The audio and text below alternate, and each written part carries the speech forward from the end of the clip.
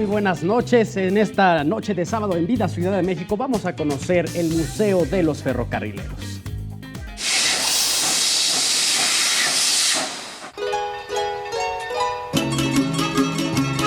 Es curioso cómo la mayor parte de las personas aprendemos a imitar el sonido del tren desde que somos muy pequeños.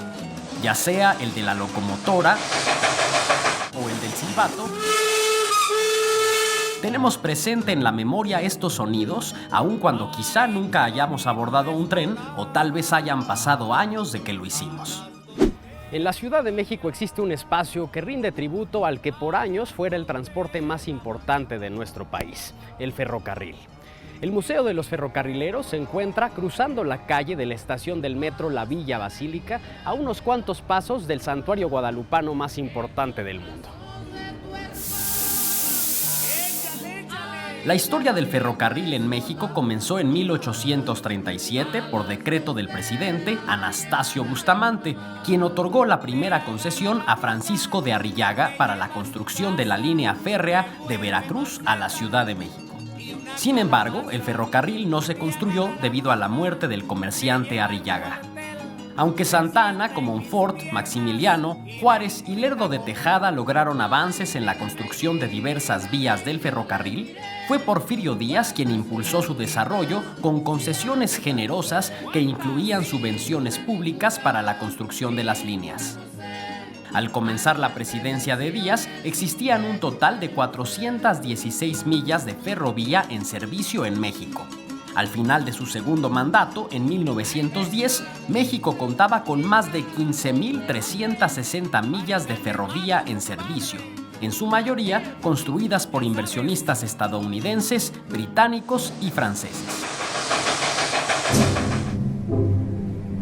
El nacionalismo creciente en México llevó a la administración de Díaz a poner la mayor parte de los ferrocarriles de la nación bajo control nacional, creando en 1909 una nueva corporación paraestatal, Ferrocarriles Nacionales de México.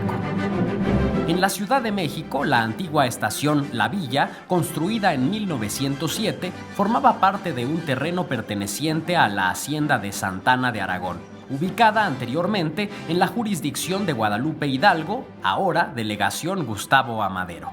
Se construyó una estación de madera que estuvo en uso hasta 1907, cuando se inauguró este edificio, ¿no?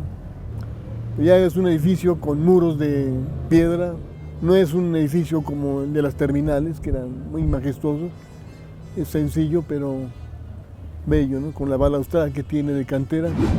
El primer tramo ciudad adentro que un ferrocarril realizó en la capital partía de la glorieta de San Martín, cerca de Santiago Tlatelolco, para llegar después de recorrer los 7 kilómetros de rieles tendidos sobre la calzada de los Misterios a la estación La Villa. Después, desde aquí la maquinaria bautizada como la Guadalupe o la Guadalupana, con 2 vagones de pasajeros, viajaba hasta Veracruz. El trayecto desde La Villa hasta Veracruz duraba 20 horas, y más si era de regreso, pues el viaje era de subida. Pero tomando en cuenta que los carruajes tardaban 3 o 4 días en llegar al puerto veracruzano, el ferrocarril era un medio de transporte muy eficiente.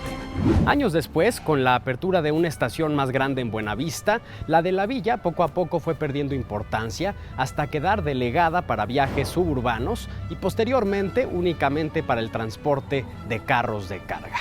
Finalmente, en 1990 quedó cancelada. En la segunda parte de esta cápsula conoceremos cómo es que este espacio se transformó en museo y haremos un recorrido dentro del mismo. Es el Museo de los Ferrocarrileros y forma parte de la vida de la Ciudad de México.